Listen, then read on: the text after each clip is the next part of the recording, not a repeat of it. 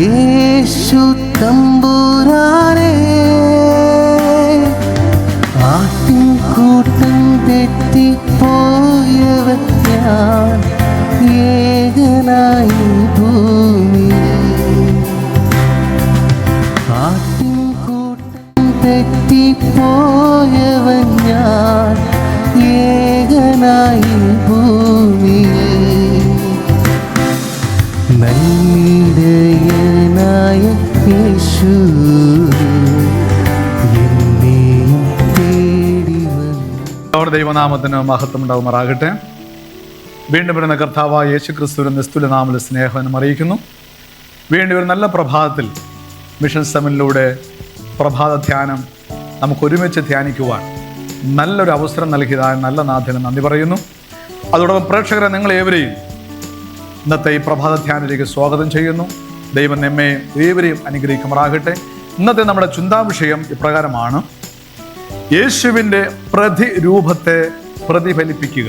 ഞാൻ ഒന്നുകൂടെ പറയാം: യേശുവിൻ്റെ പ്രതിരൂപത്തെ പ്രതിഫലിപ്പിക്കുക. സ്തോത്രം. ഈ ഹെഡിങ് കേട്ടപ്പോൾ തന്നെ നിങ്ങൾക്ക് ഏറെക്കുറെ മനസ്സിലായി എന്ന് ഞാൻ വിശ്വസിക്കുകയാണ്. യേശുവിൻ്റെ പ്രതിരൂപത്തെ പ്രതിഫലിപ്പിക്കുക. വേദഭാഗം നമുക്ക് നൽകിയിരിക്കുന്നത് 1 യോഹന്നാൻ 2-ാം അധ്യായം 6-ാം വാക്യമാണ്.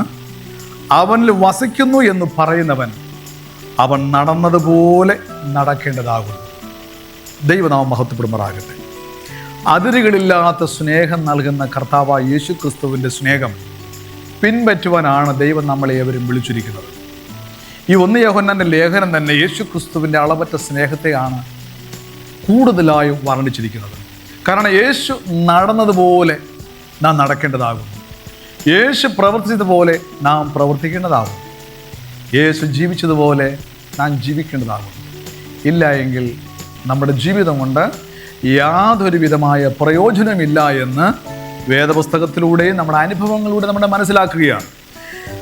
വീണ്ടും നമ്മുടെ ചിന്താവിലേക്ക് വരുമ്പോൾ, അതിരുകളില്ലാത്ത സ്നേഹവും അതേപോലെ തന്നെ ദയാമനോഭവവും ദിവ്യകരുണയിൽ നമുക്ക് യാതൊരു അവകാശമില്ലാതിരുന്നപ്പോൾ കർത്താവായ യേശു ക്രിസ്തു നമ്മുടെ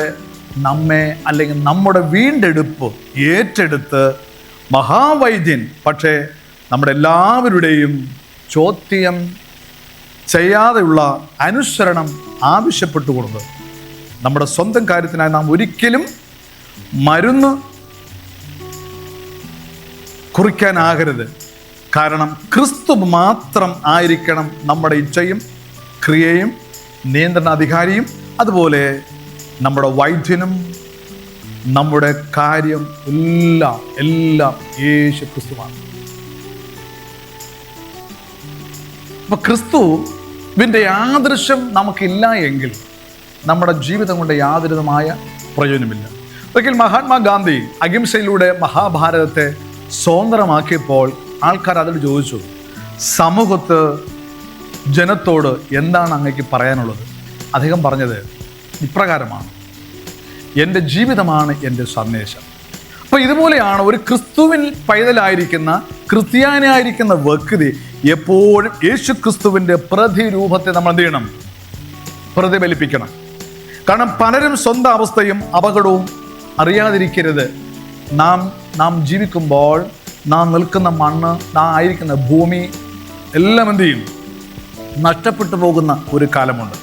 എന്നാൽ ലോകപരമായ ഓരോ ചിന്തയ്ക്കും തത്വത്തിനും തികച്ചും എതിരായ പലതും ക്രിസ്തീയ മതത്തിൻ്റെ പ്രകൃതത്വത്തിൽ അടങ്ങിയിരിക്കുന്നു. അവ മനുഷ്യഹൃദയത്തിൻ്റെ നിഗളത്തിന് കാരണമായിരിക്കുന്നു.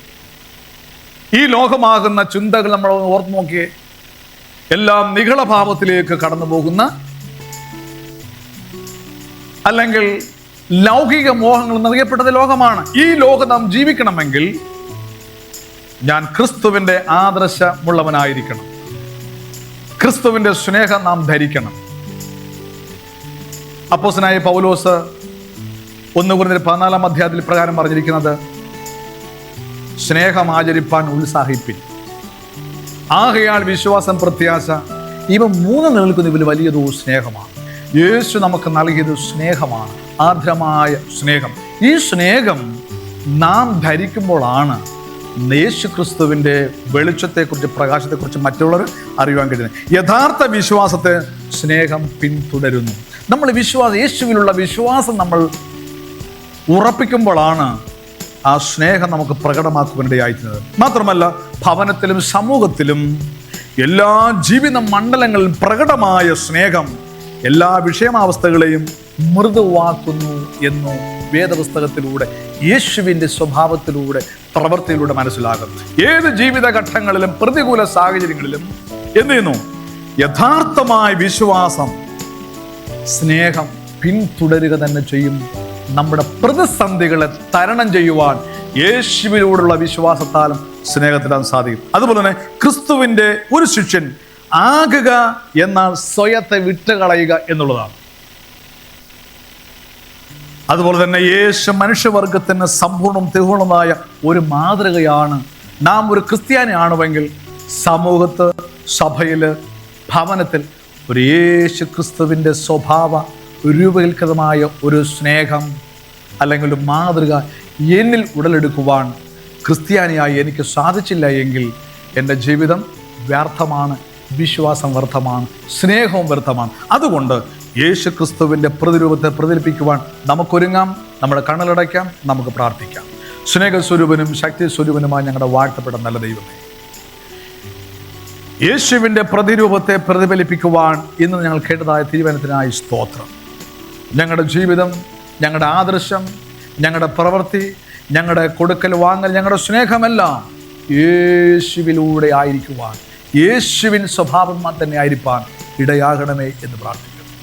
സ്നേഹമില്ല എങ്കിൽ നീ ഏതുമില്ല എന്ന് പറഞ്ഞു. നമ്മുടെ കഷ്ടതകളും പ്രയാസങ്ങളും ദുഃഖങ്ങളൊക്കെ വരുമ്പോൾ ആ യേശു ക്രിസ്തുവിൻ്റെ സ്നേഹം പ്രതികൂലങ്ങളെല്ലാം മൃദുവാക്കി തീർക്കുന്നു എന്ന് നിന്റെ വചനങ്ങളുടെ പഠിക്കുന്നു.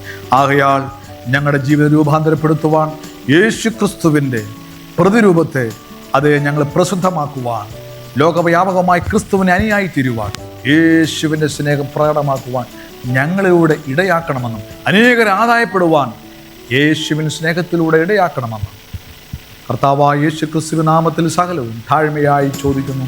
കേൾക്കണം സ്വർഗീയ നല്ല ദൈവമേ. ആമേൻ.